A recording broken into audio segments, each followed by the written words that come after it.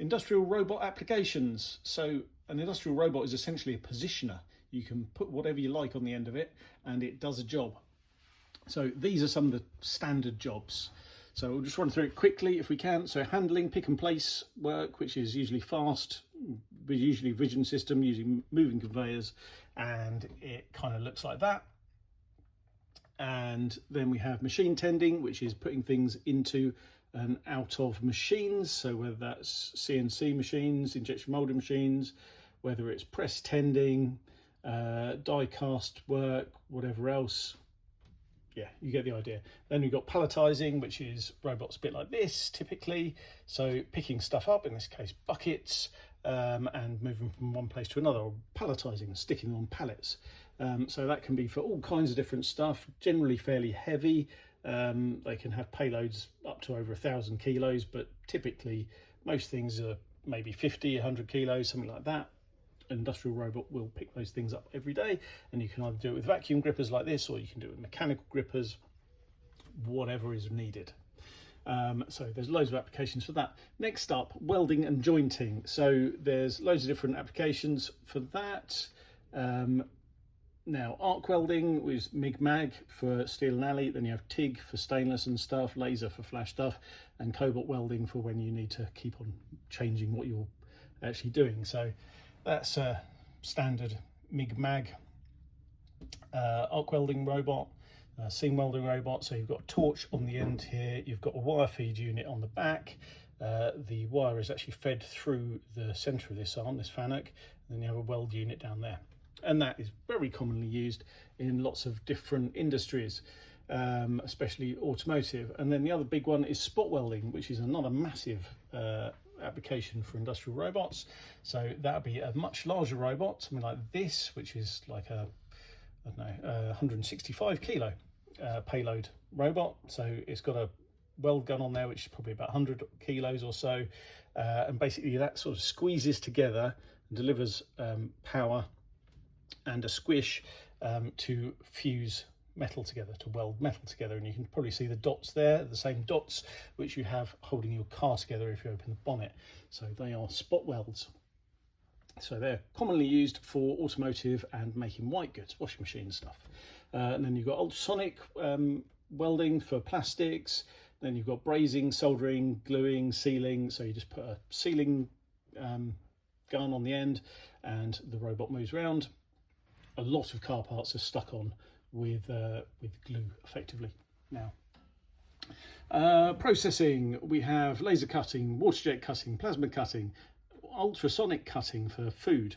Basically you stick whatever cutter it is on the end of the robot and it'll move around and it'll keep on cutting the same patterns. You have knife cutting, you have saw cutting, you have degating, which is taking the plastic bits off from your injection molding.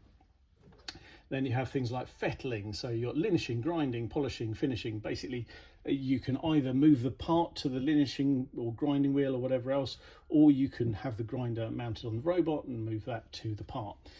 Lots of different ways of doing it. And then we have milling, which typically foam for stuff like sets and scenery.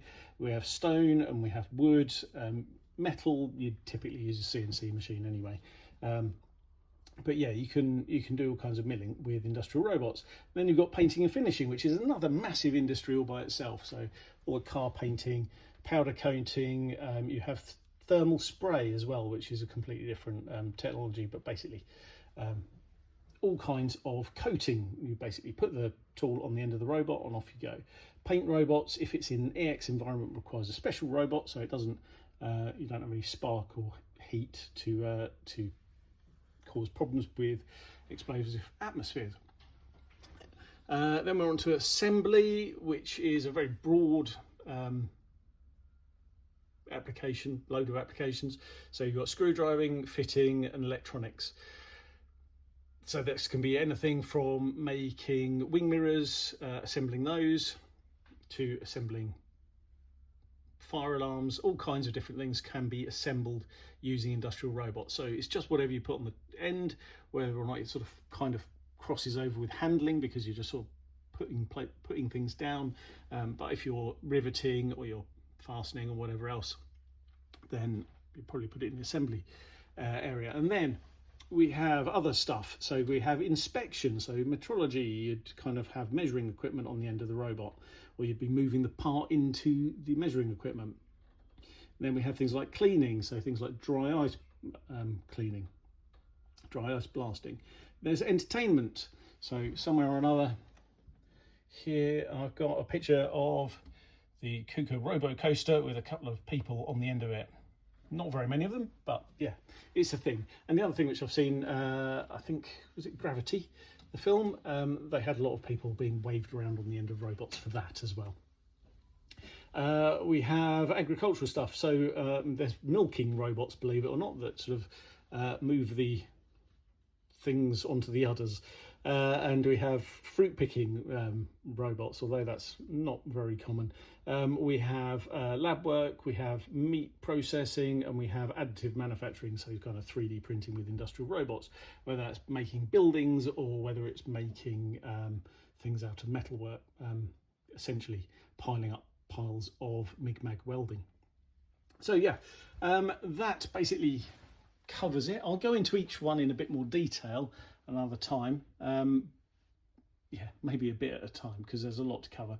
But yes, industrial robots are used in a whole load of different things.